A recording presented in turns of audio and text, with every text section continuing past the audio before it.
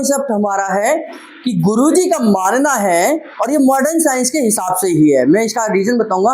गुरुजी कहते हैं कि शरीर के अंदर छोटी से छोटी और बड़ी से बड़ी बीमारी आने का मूल कारण यूडीएफ है।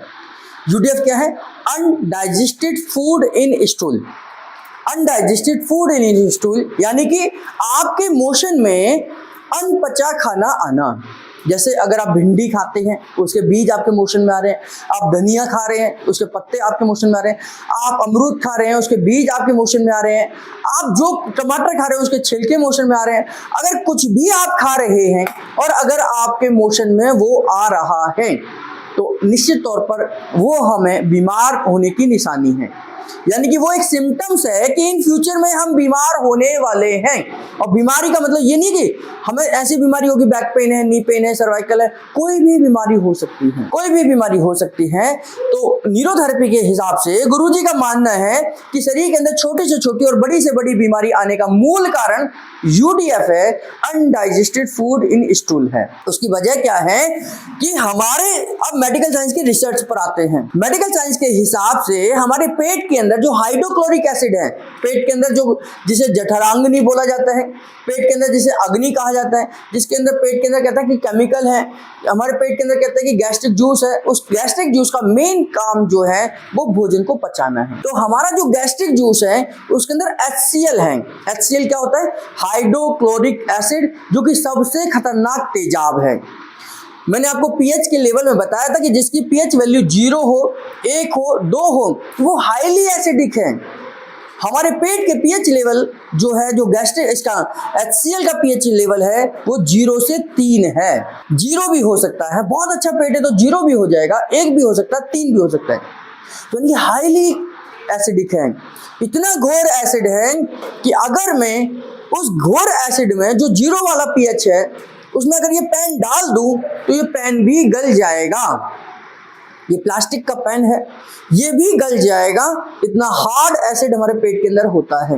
मैं लकड़ी के टुकड़े को भी डाल दूं तो वो भी गल जाएगा, इतना हार्ड एसिड हमारे पेट के अंदर होता है। लेकिन क्या वजह है कि हम भिंडी के बीजों को नहीं पचा पाते, हम टमाटर के छिलकों को नहीं पचा पाते, हम पालक के पत्तों को नहीं पचा पाते, हम अमरूद के बीजों को नहीं पचा पाते? कोई तो वजह होगी। जब हमारे पेट के अंदर जो हाइड्रोक्लोरिक एसिड है वो इतना स्ट्रॉन्ग है कि वो किसी भी चीज को पचा सकता है, तो फिर इन चीजों को क्यों नहीं पचा पा रहा? तो जो चीजें नहीं पच रही हैं वो क्या है? वो हमारी प्रोटीन है। क्योंकि HCl की मदद से जितना घोर एसिड होता है, HCl जितना स्ट्रॉन्ग होगा उतना ही हमारा पैप्सिन बनता है। पैप्सिन क्या है? इनएक्टिव फॉर्म में पैप्सिनोजन के रूप में होता है। पैप्सिनोजन पैप्सिन में तब कन्वर्ट होता है जब हमारा एसिड स्ट्रॉन्ग होता है। पैप्सिनोजन पैप्सिन में कन्वर्ट होता है और ये पैप्सिन हमारी प्रोटीन को डाइजेस्ट करती है। ये पैप्सिन ही है दुनिया के अंदर, यानी कि पेट के अंदर या शरीर के अंदर ऐसा कोई दूसरा केमिकल नहीं है, दूसरा एंजाइम नहीं है जो प्रोटीन को डाइजेस्ट कर सके। तो प्रोटीन को डाइजेस्ट करने के लिए पैप्सिन चाहिए, और पैप्सिन बनता है हमारा पैप्सिनोजन से, और वो बनता तब है जब हमारे पेट के अंदर हाइड्रोक्लोरिक एसिड स्ट्रॉन्ग होता है, जिसकी पीएच वैल्यू 0 से 3 होगी। अगर आज की कंडीशन में किसी को यूडीएफ आ रहा है, इसका मतलब है कि उसका पीएच लेवल गड़बड़ हो चुका है। उसका पीएच लेवल, अब मैंने आपको बताया था कि 0 सबसे ज्यादा स्ट्रॉन्ग है, 1 उससे कम स्ट्रॉन्ग है, 2 उससे भी कम है, 3 उससे भी कम है, 4 और कम है, 5 उससे भी कम है, 6 तो बिल्कुल ही खराब होता जा रहा है क्योंकि 7 तो न्यूट्रल है। तो 0 सबसे स्ट्रॉन्ग है। तो जितना ये 7 की तरफ आता चला जाएगा हमारा एसिड वीक होता चला जाएगा। तो वीक एसिड हमारे प्रोटीन को नहीं पचा पाता। वीक एसिड जो है, वीक जो एसिड है वो प्रोटीन को नहीं पचा पाता, यानी कि पैप्सिनोजन पैप्सिन में कन्वर्ट नहीं होता और प्रोटीन डाइजेस्ट नहीं होगी। और प्रोटीन डाइजेस्ट नहीं होगी तो उससे पहले मैंने आपको बताया था कि हमारा सारा का शरीर किससे बना हुआ है? प्रोटीन से बना हुआ है। तो प्रोटीन से ही जब हमारा शरीर बना है और प्रोटीन ही हमारे शरीर को नहीं मिल रहा तो कहीं ना कहीं हम बीमार होने के लिए तैयार हो रहे हैं। तो यूडीएफ जो है, इसलिए गुरुजी ने कहा कि अगर किसी को अनडाइजेस्टेड फूड स्टूल में आ रहा है, इसका मतलब कि वो बीमार होने के लिए तैयार हो रहा है। आज बीमार हो सकता है, कल बीमार हो सकता है, आने वाले दिनों में बीमार हो सकता है अगर हमने इस समस्या का सुधार नहीं किया तो। तो पेट कैसा होना चाहिए, एक कहावत है कि पेट ऐसा होना चाहिए कि लक्कड़ हजम और पत्थर हजम, है ना। यानी कि हमारा पेट कितना स्ट्रांग होना चाहिए कि हम लक्कड़ भी खाएं तो भी पच जाए और पत्थर भी खाएं तो भी पच जाए। तो लक्कड़ हजम और पत्थर हजम वाला पेट होना चाहिए, जो कि आजकल तो हम घिया तोरी टिंडे खाने में भी हमें एसिडिटी हो जाती है, इतना वीक हमारा पेट होता चले आ रहा है। तो उस कारण से हमें यूडीएफ की समस्या आज 80% लोगों को है। यूडीएफ की समस्या 80% लोगों को है, जो कि कॉमन समस्या है। कॉमन समस्या क्या होती है?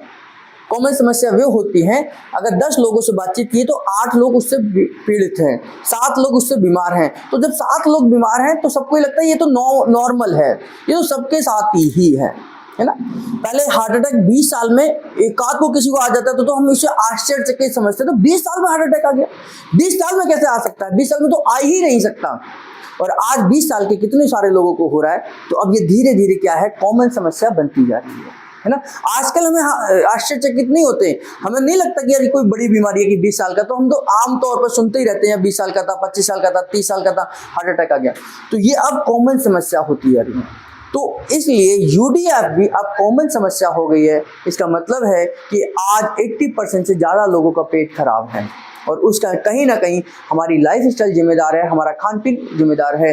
तो न्यूरोथेरेपी ने एक सिम्टम्स, एक लक्षण आपको बताया कि अगर आपके शरीर में मोशन में अनपचा खाना आ रहा है तो ये बीमार होने के लक्षण हैं। न्यूरोथेरेपी में ये बहुत बड़ी खोज है, ये बहुत बड़ा कॉन्सेप्ट है, ये बहुत बड़ी रिसर्च गुरुजी ने बताई है। ऐसा कोई भी मेडिकल साइंस नहीं कहती है कि यूडीएफ आएगा तो आप बीमार होंगे। और निश्चित तौर पर गुरुजी ने ये रिसर्च करके बताया कि यूडीएफ आना आपकी बीमारी का सबसे पहला लक्षण है। तो अगर यूडीएफ आ रहा है तो आपका पहला लक्षण कि आप बीमार होने वाले हैं, तो आपको उसको सुधारने की आवश्यकता है।